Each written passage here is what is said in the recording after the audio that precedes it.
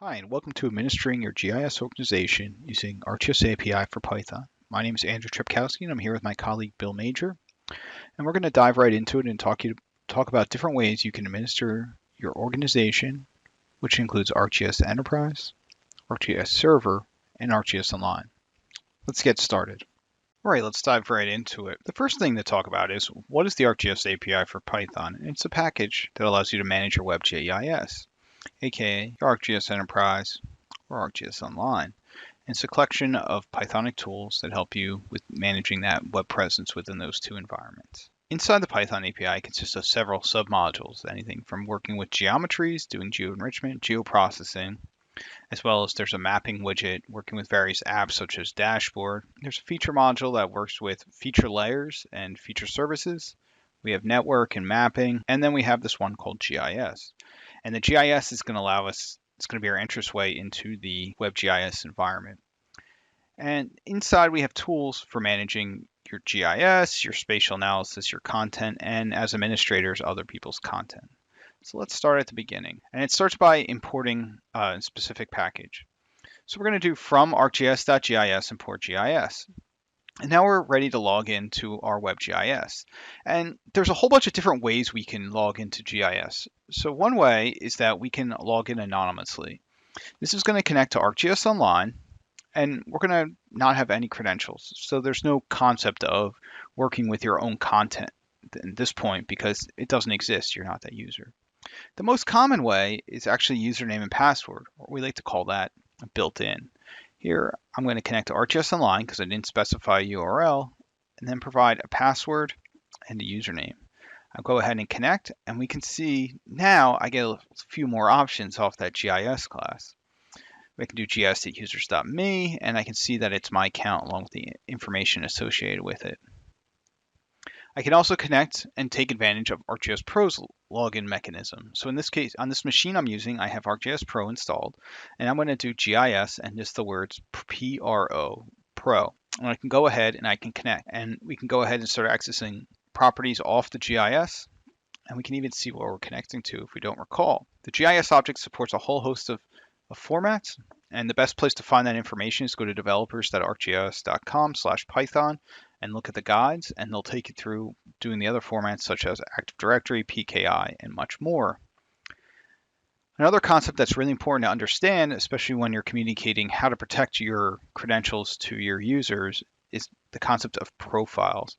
And profiles are going to allow you to secure your information on that local machine. We've seen before where we had to specify a username and password to get onto our site. Well, what we can do is we can take advantage of this operating system's credential store. In this case, it's the Windows Credential Store Manager on my operating system, and we can store the information there in what's called a profile. So I'm going to call it ArcGIS Profile Demo. I'm going to go ahead and create the GIS, and this is going to create a new profile that never existed before. Enter in my password and connect to it. Then I'm going to delete it.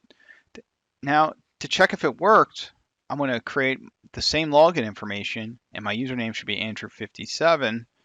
And let's see if we actually connected. We can see that I'm Andrew57 and that everything's okay. So now when I do operations on this machine, I can just specify the profile name, and I don't have to specify the username and password. That's being stored secretly and held within the credential store. Another note that I like to mention is if you have to do SAML or two-factor authentication, you have to leverage ArcGIS Pro or the OAuth 2 workflow. Those aren't natively supported with the ArcGIS API for Python. Now let's dive into the GIS object and look at all the various things we can do. So this is the entrance class to our Web GIS. We can access multiple other parts of the system, whether it be the administration tasks or the sharing API. And the first big thing that you have to know about is what's called properties. And what properties are, they're information that defines how your organization looks and feels, especially when you go to that home page. So we're going to access the properties off of the properties value, and let's take a look. So we're going to connect, and then we do gis.properties. And we notice that there are a whole host of them, and it comes back as a dictionary. We can set anything from base maps to even defining the service utilities that our organization uses. We can look up things such as the available credits for my site, and we can even update these properties by calling update properties. So we take our authenticated GIS as an administrator, do .update properties, pass in the part of the dictionary we want to update, and then we can see the changes. So I'm going to go ahead and change my site to a new name, and we can see it reflects when we query the properties. And then I'm going to change it back. Now, as we dive deeper into the GIS object, you'll realize that there's a common pattern. Off the GIS object, we have this concept of what's called our managers. So we have a content manager, a user manager, and a group manager. And these all allow us to work with different parts of the API. A content manager works with items, a group manager works with groups, and a user manager is going to work with users and roles. Also off the GIS object that users should be aware about is that you can go ahead and you can grab information and visualize it. So I'm going to create a map. So by doing gis.map, I'm going to pass in London, England. This will geocode the location and zoom to the location. I set the base map to the vector base map. I'm going to go out and I'm going to grab this item for London, and then I'm going to plot it on the map. So this will add the content to my organization, and now we have an interactive map that we can pan, zoom in, zoom out, and click on and see attributes for that data. Another important concept to know as administrators is what the version of your API is that you're working with. So I'm going to reconnect to my online organization and we do gis.version, and we can see we're using version 8.4 of the REST API. So whenever you're looking up documentation or you have a specific question about one endpoint to another, you can go and check your version, see if they're the same or different. Managing content, and this is the lifeblood of our organization. Let's start by doing some searching. So I'm going to connect to my GIS, and we can go ahead and we can search for content. Well, in Jupyter Notebooks, there's something really neat. We can get the documentation help just by taking any method and putting one question mark after it. So I can do gis.content.search and put one question mark, and when I run that cell, it brings up all the help that's associated for that function. So if you like developing within the Jupyter environment, you can use that little short syntax to get the help menu easily. So let's do gis.content.search, and we're going to put in a wildcard, just a star symbol, and that means anything. And we're going to search for just feature layers. We're going to say we want 100 of them, and we're going to look outside our organization. And let's see how many items it found. Well, it turns out on ArcGIS Online there are over 100 feature service layers outside our organization. And we can do the same thing to specify both outside and inside organization, and we can search for specific things. Let's say we want to see how much census information exists outside our organization, and we want the max items to be 10,000. Let's go ahead and take a look. We can see that we found 10,000 items. So that means there could be a hard stop at 10,000, or there could be more. With the search method, there's no way to specify and return all the items. We can do the same thing by specifying different types. So let's say we want to see the items outside our org, see if there's 1,000 image services. There are. We can also look inside our organization. We can see that of those 1,000 that we found before, 4 of them only exist within our org.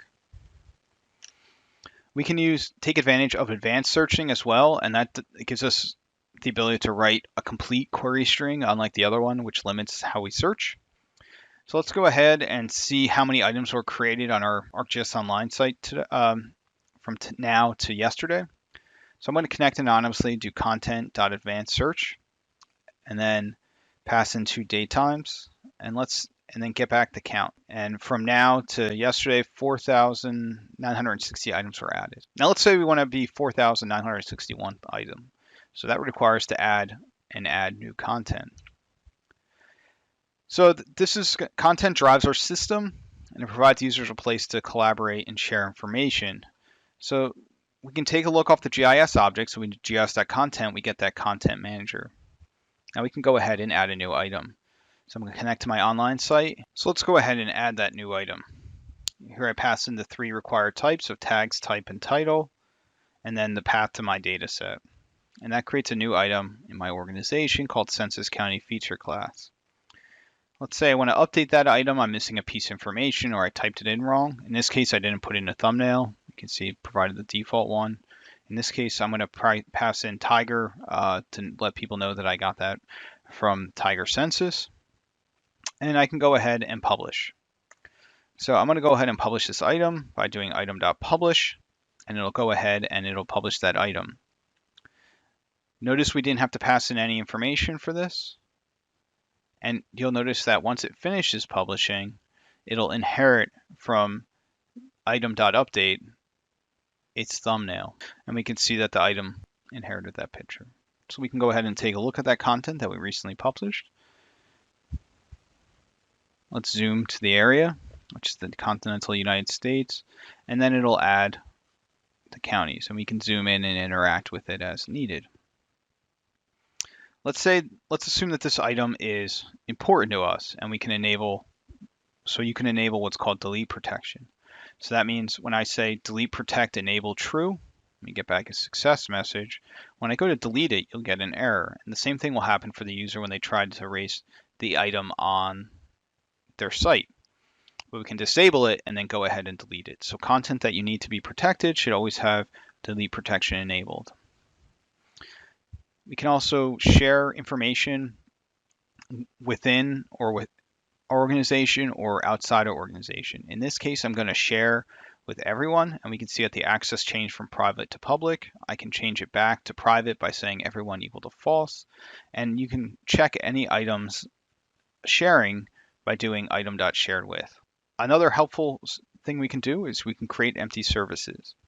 So let's say I want to go ahead and create an empty service called Dev Summit 2021, and I want it to be a feature service.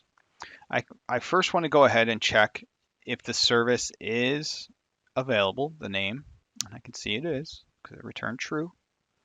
Now I can go ahead and create that service. So I'm going to do gis.content.create service, and it'll go ahead and generate an empty service for us on the hosting server. We can see that our feature service has no layers. So there's no feature layers in our feature service. So let's go ahead and grab the feature layer collection, access its manager. Since we're the owner, we can go ahead and modify it and look at the properties. You can see things like initial extent and then various properties about updating and appending the data. But we notice that the layers are empty. We can go ahead and we can update that by using some JSON and then calling add to manager. It passes in our information as a string. It gets added. We can see our new layers added. Now when I do feature service.layers, we get back a feature layer as expected. Another important task for administrators is cloning content, and this will copy hosted feature service layers and other item types from one organization to another, but it will not configure all applications. So you might have to do some additional reconfiguring if you're moving something like a custom JavaScript application or something like that. So from our source destination where our information is coming from, we go in and we find the information we want to move. Once we get our items to copy in our list, we go ahead to our destination GIS and then do gis.content.clone items, and we pass in that list. It'll recursively go through all that information and try to bring those items in. Another important thing is working with users. Users are the ones who will drive your content and how they want to be managed. And they also can be one of the most frustrating things to deal with. So let's connect to our enterprise, and we can start getting information about how our enterprise is set up. Let's say we need to see what license types have been used. As an administrator, we can do gis.users.counts and say we want this type to be user types, and it'll return the counts for each license type that's been signed out. And we can do the same with roles. Notice the first three are the built-in roles that come with ArcGIS Online, and then if you have any custom roles, it'll also return that information as well. From this information, we can derive other things. Let's say we want to know the number of users on our site. I have 34. So we do gisusers.count, user type, then our data frame count, get that column, and then we'll summarize all that information. We can go ahead and create users as well. So with this, I'm going to create my first user. It's just a general user, and then I can go ahead and I can reset. And what reset's going to do is it's going to set the security question, but it also allows us to set our password for that user. So when they log in, they won't be prompted to answer the question for their security question, and you can definitively set their password. Let's go ahead and clean up that user. Now we're going to go ahead and we're going to create another user on our online site. And we're going to do some updating. Much like items, users can be updated. So let's say we created this first item. We didn't know the first and last name, but we go ahead and get that information. So we're just going to do user.update and then provide the first and last name and then our thumbnail. And now we have our Bruce Springsteen account. We're going to go ahead and change Bruce from advanced UT and the org user to a creator and org publisher. And now we're ready to add content for Bruce. So if we recall, there's three things that we need to provide when adding content: title, types, and tags, which we've done. And since we're adding a file path, we can add that to our data.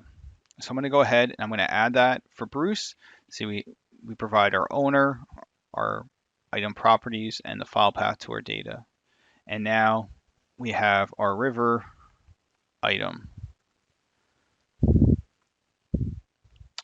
We can go ahead and we can publish the rivers. So Bruce can go down to them and sing about them. So we go ahead and we do river item.publish, and we wanted to make our own layer name for our table. So in this case, we're going to do B data and then our UID.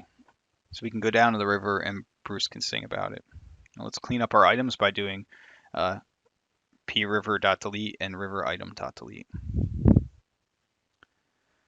Much like items, we can search for users using both wildcard or exact matches, and it returns back a list of users. We can access that content, which it should be none because we erased it from before. And we can even reassign content to a new username. Once everything has been deleted or reassigned, you can go ahead and delete the user, and we can just verify that that user has been erased. Groups allow for you to create common areas of interest, and the group manager allows you to create, update, and delete content. So we do GIS.groups, we get back our group manager, and then we can go ahead and we can start searching for them. So we can see when we pass in the word dev star, it'll take anything that has dev in the title or the username for the answer and return it back as a group. Now we can go ahead and create a group. Creating a group is much like creating a user, except you just need to provide title and tags. Here we're going to create a group called Euro Dev Demo Group. Pass that in. We can update the icon. We can assign content to it, and then see how an item is shared with it. And we can even add users to it. So here what we did is we took all users within our organization and we added them to the group. And then we can just go ahead and delete it. Unlike items or users, groups can be deleted without being affected. Now let's take a look at a demo. We're going to identify stagnant and unused users. So we're going to take the tools that we learned from before, and we're going to go ahead and we're going to see if we can find users that haven't logged in for a while or haven't logged in at all, and see how long it's been. So we connected to our GIS using our profile, and we can see that we're connected to developer site for GeoSource organization. I'm going to do gsusers.search, and I'm going to bring back 1,000 of them. And create two lists, users to contact and never logged in users. From the user list that we got from the GIS to content, gis.users.search, we're going to return that back. And we're going to say if the last login is greater than 0, then we're going to calculate how long it's been since they lasted out. And if the number of days is greater than 90, we're going to append it to our list. And then we're going to say if the last login is less than or equal to 0 and the date created is greater than 0, then we're going to go through and calculate when they were created and see how many days it's been since they logged on and append it to those lists if it's greater than 90. So we go ahead and run that, and we get a list of users that we need to contact, and then a list of users that have never logged in that we should also contact and say, hey, you're not using your account. Another important part of managing any organization is seeing how much space you're using, because space costs credits. So we're going to identify the top 10 storage users. To do this, first we're going to import our from ArcGIS.gis, create some variables that are going to store information, and connect to our GIS. Once we're connected, just like we did in the previous demo, we're going to gather all our users. We have 34, and we can start calculating the storage. So for each user, we're going to the username, and then we're going to calculate the storage, add up the total usage, and print it out. So we have 34 counts, and they're using about 61.3 gigabytes of storage. And let's display the top 10 users and print out the results for each one. So our number one user that uses the most space is our API data owner, which makes sense for this organization, followed by a colleague of mine, John, then another API bot, followed by myself, and then a few others going down. So we just want to keep an eye on them and make sure they don't balloon up and be even larger to make sure that we don't use credits for data that we're not using. And with this, I'm going to turn it over to Bill Major. Thanks, Andrew. Welcome everyone to the Dev Summit this year. My name is Bill Major, and I'm a software developer on the ArcGIS Enterprise Development Team. I'm here today to continue the discussion on administering your GIS organizations using the ArcGIS API for Python. For the second half of the video today, I'm going to focus more on ArcGIS Enterprise admin capabilities, particularly the portal admin API and the server admin API. Okay, so let's go ahead and get right into it. So I'm going to jump between a few tabs today. One is the API reference. This is always very important to have open anytime you're writing code for the ArcGIS API for Python. This is where all of your method declarations and a lot of descriptions about that is at, as well as the admin APIs for ArcGIS server and portal, the enterprise portal that I'll be connecting to as part of this demo. So I'm going to go ahead and get some credentials and connect to this environment. Okay, so I'm now connected, which is great. So what is the GIS admin module? So in order to, once you have a GIS connection object, to be able to access the backend servers that are part of your enterprise, we have a class module called gis.admin. This is sort of the overarching admin for your enterprise. From there, you can gain access to other, what I call manager classes, such as collaboration managers, federation, system manager, machines. So from this admin manager, you then can start to gain access to all the other aspects of the administration operations. So what does that look like over in the guide? Just for a moment to look at that. So we have our GIS object, but when you do gis.admin, there's a submodule over here. And when you get gis.admin from your connection object, depending on if you're connected to ArcGIS Online or Enterprise, you get the correct class. So if you are connected to your organization online and say .admin, then you will, of course, be connected to this AGOL admin manager, and all that. Those methods and properties are detailed here. But if you're connected to a ArcGIS Enterprise environment, then that .admin call is going to give you the portal admin manager. So just be aware of that. It's automatic. You don't have to say give me portal admin because I'm on portal admin, but the .admin property gives you that correct admin class. Okay. So just a little snapshot here of that and the different what I call other managers from the admin class that you can have access to at this point. So what we're going to do is go ahead and get that admin class object for us. Now, I just called this portal admin just because I know it is portal, and just to make it a little bit simpler, making some calls here just so that we know that what we're dealing with here is the portal, the enterprise portal administrative directory. Okay. So let's say one of the things you want to do is get access to all the licenses that are registered with your portal. I think Andrew touched on this a little bit in his section, but you can do the same thing from here as well. So I can get all the licenses, basically all the entitlements that are able to be assigned out to different users. The next big thing for, I think, administrators and working with the Python API, things that you may want to automate.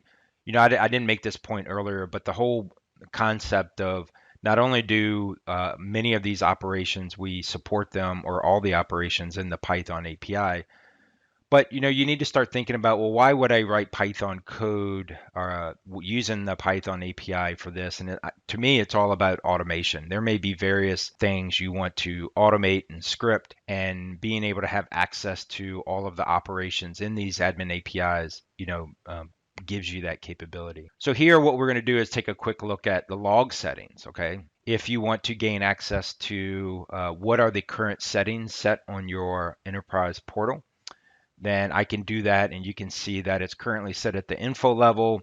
Logs are being written to a particular location, in that environment, and this is just a property at this point. But let's say I wanted to temporarily change the settings to debug mode. Well, you can do that once you have the log settings. This is a Python dictionary. You can easily change the log level to debug. Run that, and then if I go query the log settings again, this should tell me that the portal administrator is now in debug mode. So just to make sure that I'm not blowing smoke or anything like that, this is that exact portal that I'm connected to in my notebook at the moment. So I'm going to go over to logs to settings, and sure enough, you can see that my it's been changed to debug mode at this point. I'm going to go ahead and change the log settings back so that I don't accidentally leave this enterprise in debug mode, generating a lot of logs and perhaps making it a little bit slower. So I'm going to go ahead, set the log settings back to info. And if I were to come over here and refresh this page, and sure enough, I'm back at the info. All right, so that's useful, information, to be able to change the settings programmatically as you need access to. Another very valuable thing as it relates to logs in the Python API is perhaps querying logs. Logs are a little bit hard necessarily. They're not hard, but you have to come to the portal admin API. You have to query as an administrator. You have to put in some, specific, time, date stamps, and it depends on what you're looking for. But doing this from the Python API, once you have it set up in a Python script or a notebook, it makes it then very easy to generate reports, analyze logs that are being generated perhaps at the severe or warning, or even perhaps auditing information, trying to keeping track of what's content that's being added or failed login attempts, things like that as well. So that's actually really useful thing to do with the querying the logs in this fashion. So I'm going to query the logs for some results over the past 10 days. Unfortunately, I've been running through my demo a couple of times, so I don't necessarily have a lot of log messages at the moment. But I queried it, and you can see that unfortunately there's only one log message at the moment at the warning level. If I run this out, you can see where I deleted all the logs a while ago. But typically, if you were to run this, pull back all the logs for 10 days, there would be perhaps, hopefully not a lot of warnings or severes. But if you have it set at the info level, for example, you're probably going to get back a lot more logs to analyze. You can also, of course, clean logs.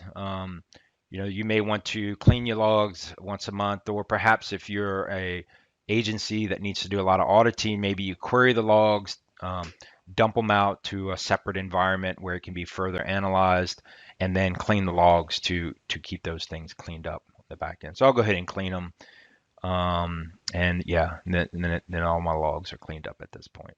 If I were to go back and run this again, do another run the results again, unfortunately, I'm going to end up with that same one log, because although it cleaned the logs, it then immediately logs a new one saying, hey, all the logs have been deleted.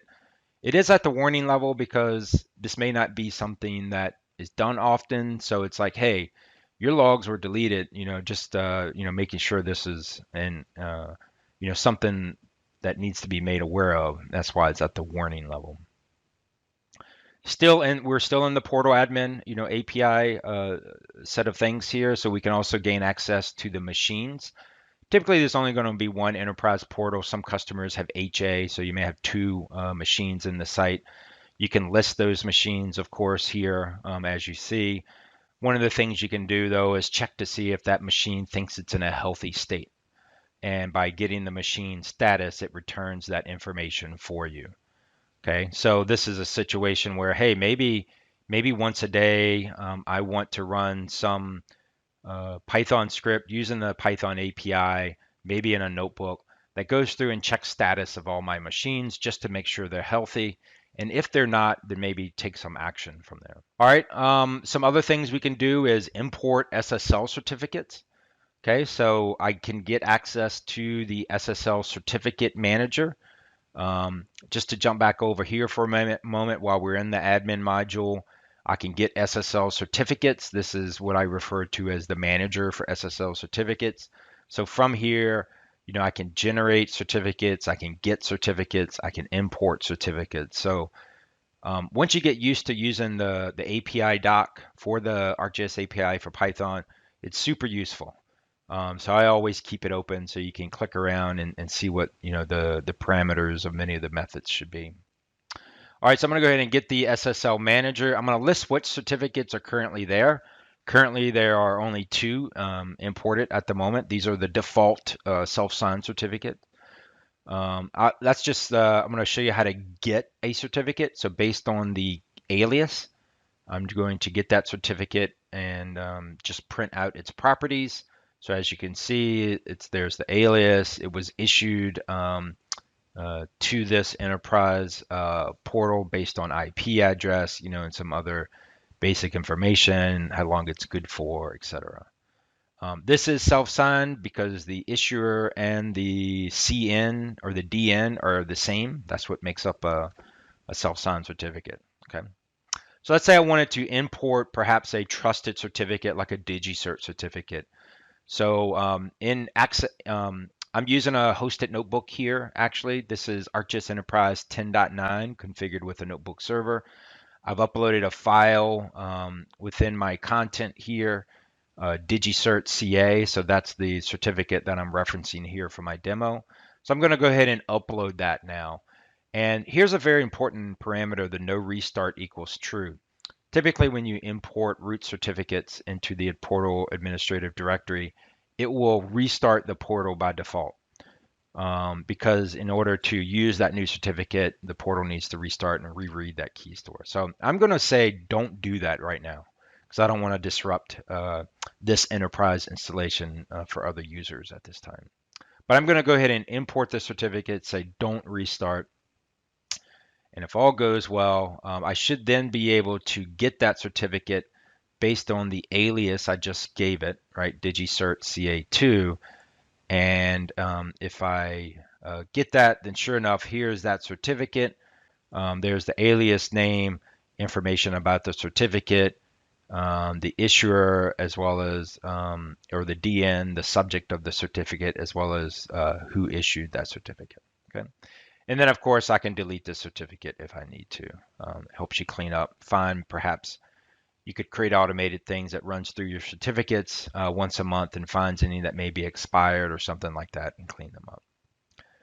The next thing I'm going to do is get access to the system manager. So what is the system manager? This is basically, here, each one of these manager classes are, kind of lined up with the way the portal admin is laid out. So I'm going to get access to the system manager now. Okay, so the system manager, I can get the properties that are set, such as web context URL, some basic information there. One of the new things that's been introduced in recent releases of ArcGIS Enterprise is now portal supports emails, being able to email, more for administrative purposes. So if I go over here to email settings, you'll see that nothing is configured at the moment. I can quickly get access to the email manager, assign it the necessary information, and then update that. Okay, so if I come over here and update that, you'll know that this has now been updated. And now email is enabled for this enterprise so that anytime, if there are certain operations that trigger an email will be sent to administrators of this enterprise. Now, unfortunately, I've used dummy information here. You can also test to say, hey, I want to use this information and send an email to this user just to make sure things are working properly. And this is going to error out. The reason for it is I've used dummy information and it's just not going to work. So I knew that on purpose. But if you have valid SMTP information in there, as well as the proper authorization if it's required, then that should work. I'm going to go ahead and just delete what I just assigned in there just so that it's not causing anything. Another useful information thing you may want to do is from the system manager is index. So sometimes enterprise installations, for whatever reason, the indexes may get out of sync. The index is what allows you to very quickly search and discover content. If you ever get into a situation where you know something exists, but you can't search and find it, it could be because the index has gotten out of sync. So you can always run, system manager.index status to get a list of, get the status of the indexes at this time. It does take a few seconds to go retrieve this information. And if it is out of sync, then what you can do then is run a reindex. Okay, you can either run a reindex just for search, or you can do a full index, or whatever it may be. I'm not going to run that because this could take a very long time. But one of the things you could do is get the index status, go through and make sure everything is the same. Here it is, so that's great. Indexes are good. But if they have gotten out of sync, then you could run a reindex at that time. Okay. So that's just a little bit of a whirlwind of the various things you can do to your enterprise portal from the admin API perspective. Like I said, all the capability is there. Some of this could be automated for maintenance purposes to, keep things fine-tuned. So now I'm gonna, for the last little bit here, we're gonna jump into things you can do to ArcGIS Server admin, the admin API. And what I mean by the admin API, of course, is this, the ArcGIS Server admin API. What are the various things we can do here for this? So one of the things we're going to get access to is, again, off of this admin object, we're now going to go .servers. So this will tell me what federated servers exist for my enterprise portal. So this gives me a server manager class. I'm not to be confused with the ArcGIS Server Manager application. This is just a manager class. And then I can list the various federated servers on my enterprise. So I have 3 servers that are federated to my portal. The server admin, which is also my hosting ArcGIS server. I have a separate raster analytics ArcGIS server and a separate geoanalytics server. So I have 3 different servers in this environment that I could do something with. Okay. So one of the things I want to do is perhaps run validate against all my federated servers. So again, this is very useful to stay on top of, to make sure all of your servers are operating or functioning correctly. So validate, could take a few seconds, sometimes, perhaps a little bit longer, but this ran a validate against all of my 3 servers and they all came back successful. So you can rest assured that, these things, at least they think they should be in a correct functioning state. So that's very useful. Again, something you may want to run on a nightly or daily schedule just to make sure those things are working properly. I can get access then to a individual server. So if I want to gain access to, the first one, server admin, which is my hosting server, I can do that. I can just quickly look at, some basic properties, maybe the version, make sure it's still licensed correctly. Much like portal admin calls, I can also gain access to the server logs here. So, I'm dealing with a specific server at this point, so I'm going to go look at the logs. So again, we can look at log settings. So I can get the settings for this ArcGIS server. Now, in this particular case, on the ArcGIS server side, once you gain access to the logs manager for that server, there is a .edit operation. So I can say .edit level equals info. So I can set the log settings to info. It's currently at warning. So I'll set it to info, and when you do this edit, it returns to you, oh, okay, here are the settings after I applied this update. So we can see that this is indeed set to info. So if I come over here and say, oops, sorry about that, go to logs, sorry about that, settings, and you can see it's now set to info, of course. And I'm going to go ahead and set it back to warning like it was, just to make sure I'm not generating unnecessary logs at this point. So that's a way you can, change the log settings as needed to do certain things. Next thing you want to do is manage services, map services, feature services on your ArcGIS server. So here, of course, we support folders. You can quickly create a folder if you want. If we come over here and look at home services, I just created this crime analysis folder. I'll just go ahead and delete that as well, just to show you that you can delete folders.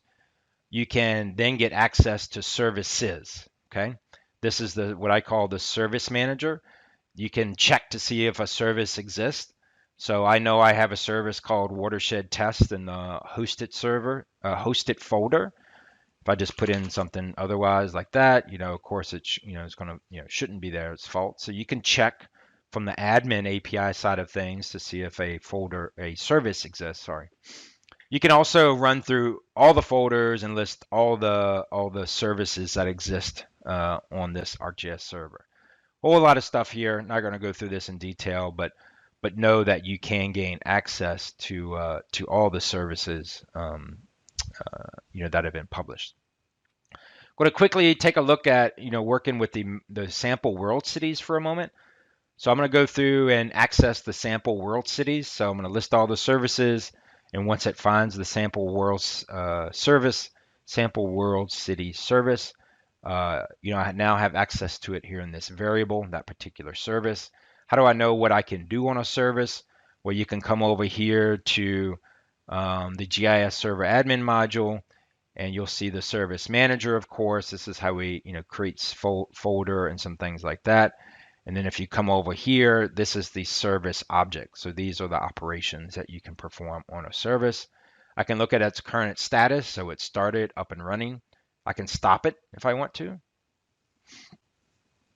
So if I check the service again, you can see that it's now in a stop state. And of course, I can restart it.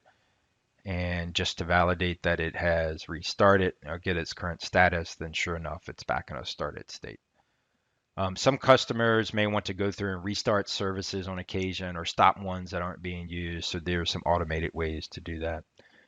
So let's look at modifying a particular map service at the moment. So you can get, one of the things I'm going to do here is show you how you could disable or enable KML on a map service.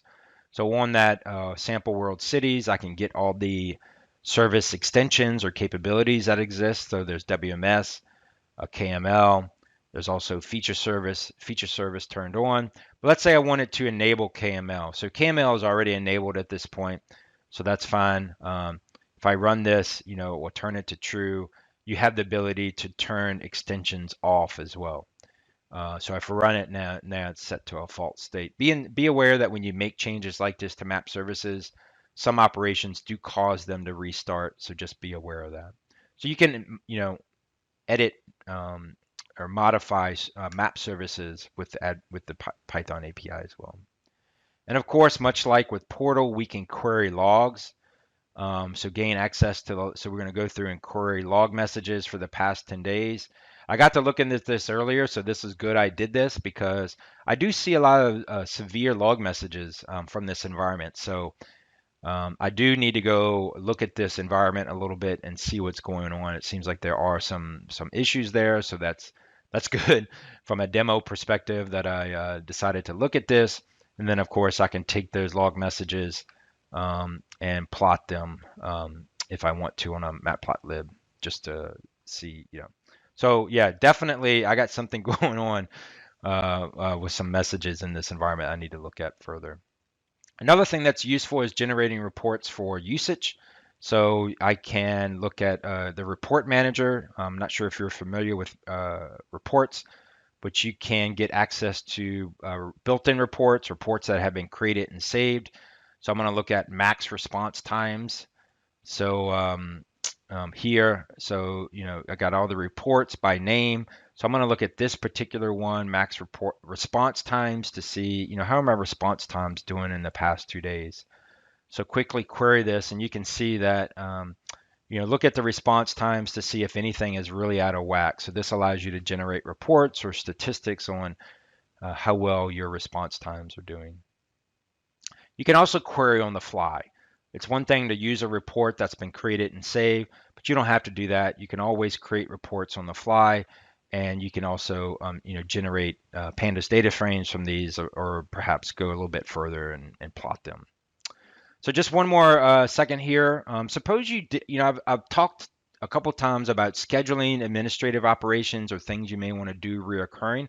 How can you do that? I have this notebook here. Suppose it had some very specific things I wanted to do daily or weekly, such as generating a daily log report, weekly recycling of map services, daily report of new user content, perhaps, or weekly report or weekly run that checks the portal index status. And if it's not in sync, then go ahead and do a reindex. Well, with ArcGIS Enterprise configured with the notebook server, we actually now have the ability to schedule notebooks to perform such tasks. So if I wanted to schedule this task to run weekly, let's just say reindex, index, need to spell that right. I want it to run, weekly on Sunday at, 12 a.m. or whatever it may be. Yeah, let's just say, 1 o'clock in the morning, let's say, for example. And I want it to run until when? I just want it to run over the course of the next week. I don't need to update the notebook on completion and create that task.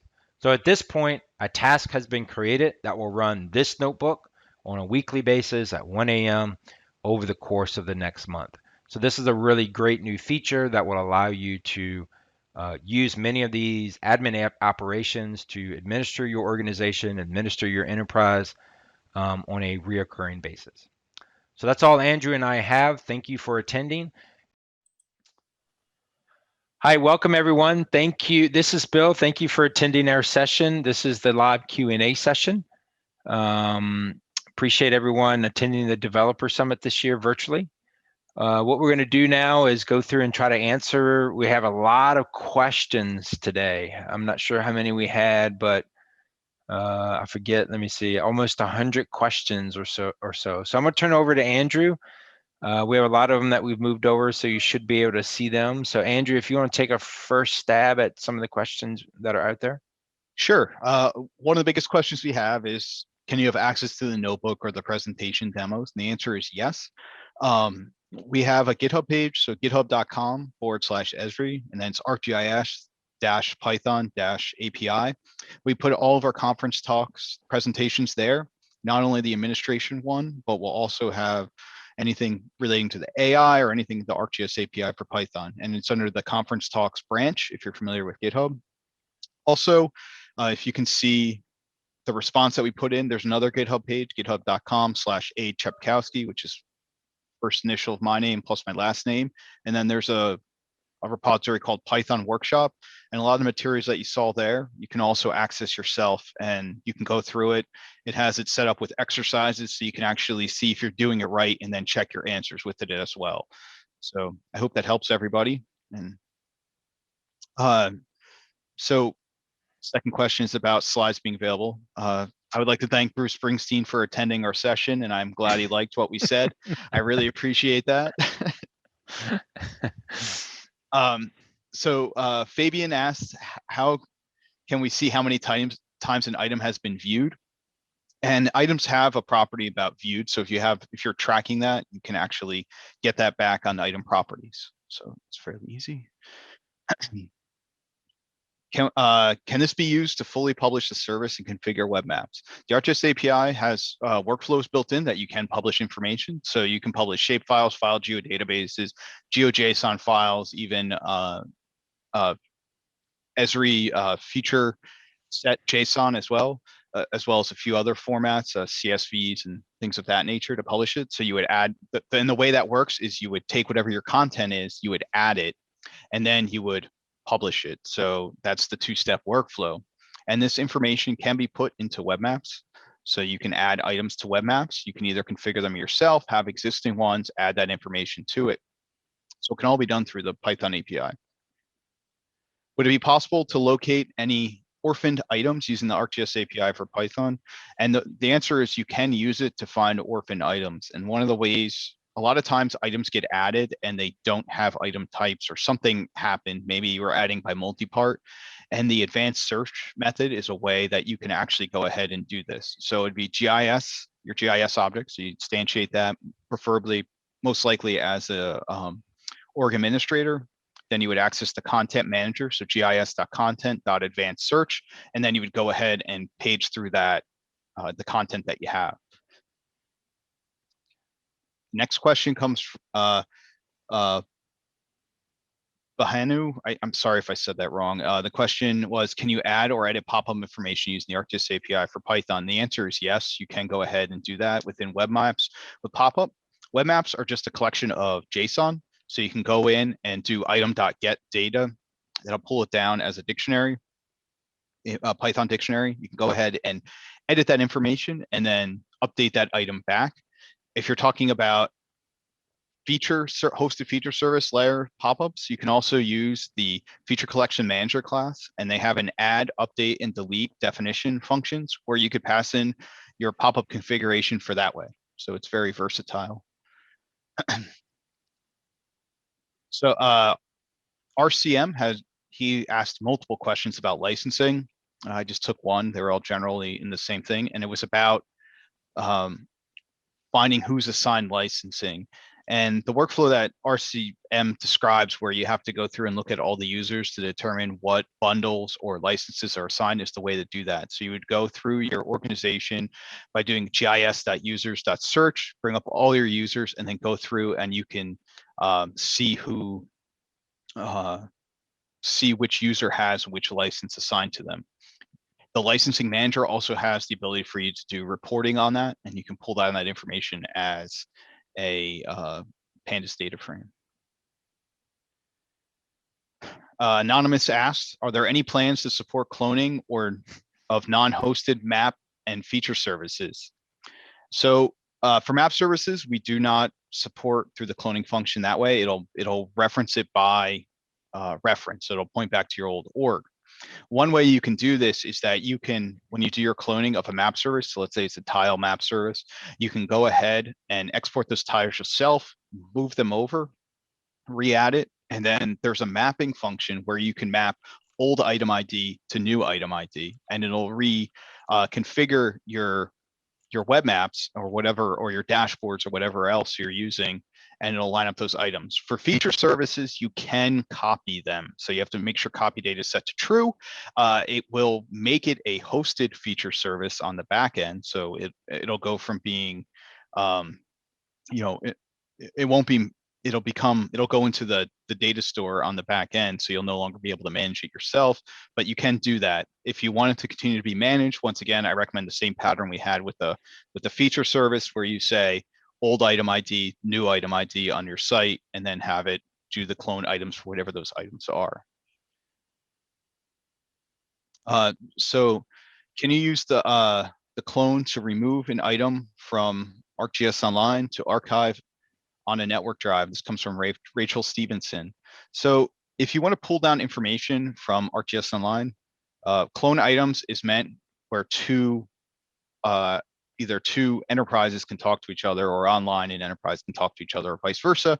So if you want to pull stuff down, there's export data items to different data types. So you can, if you have a hosted feature service, you can export it out to a shapefile, a feature file geodatabase, things of that nature. And then you could just copy the item information, which is just a dictionary, to a file and pull it and move it around that way. So that's how I'd recommend that. Okay. Can I automate running patches on portal and server? Bill, do you want to talk about that real fast? Yeah, 1 second. I'm trying to get some other questions answered here for some folks. Let me paste that. Sure. A lot of people are asking to repeat the GitHub URL, so I'm sure. putting these in chats. Well, then I'll go ahead in it. Yeah. No, I can do it. So patch, because I'll go ahead and jump into a few there that are left, Andrew.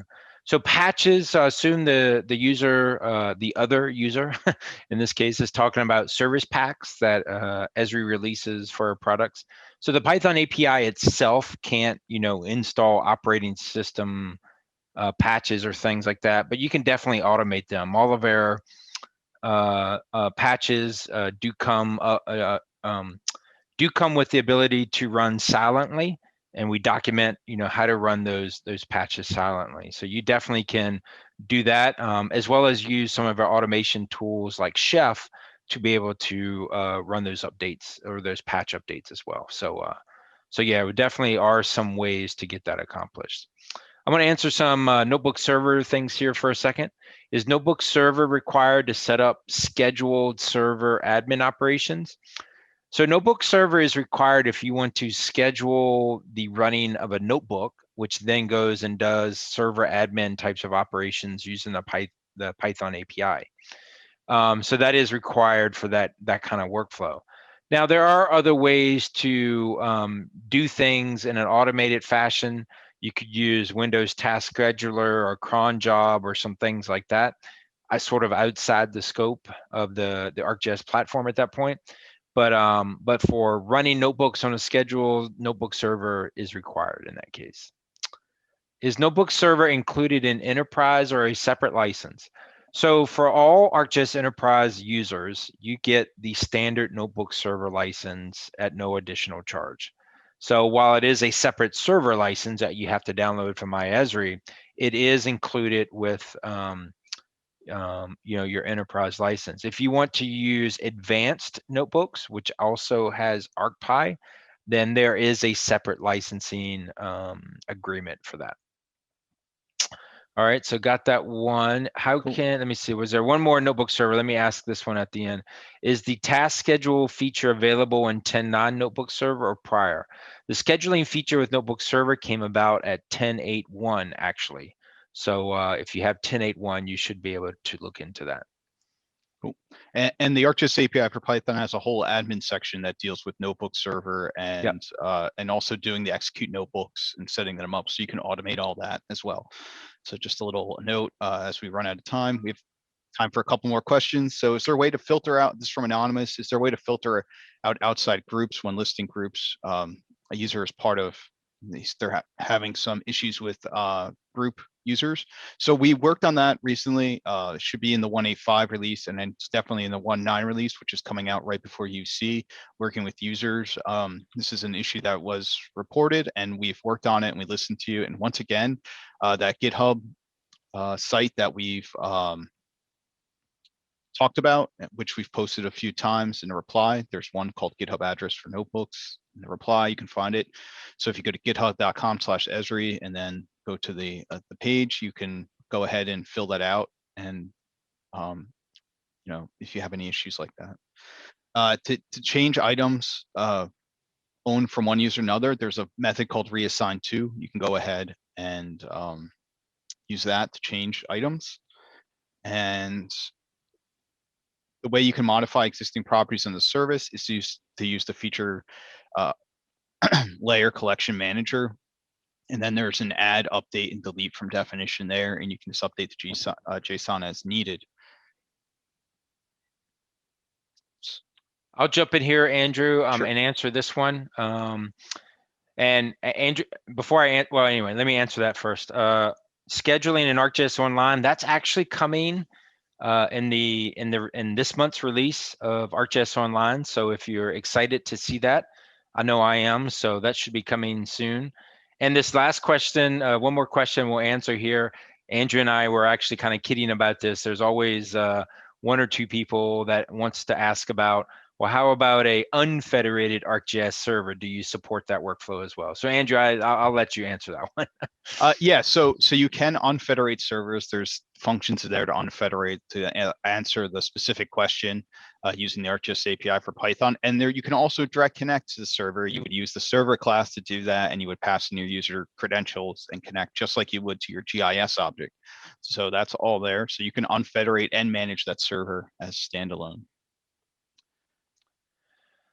Well, that's about it, Andrew. I see. It seems like when we answer the questions and then dismiss them. They're being dismissed for users as well. So I'm going to move over. We'll just leave this one here from Frank.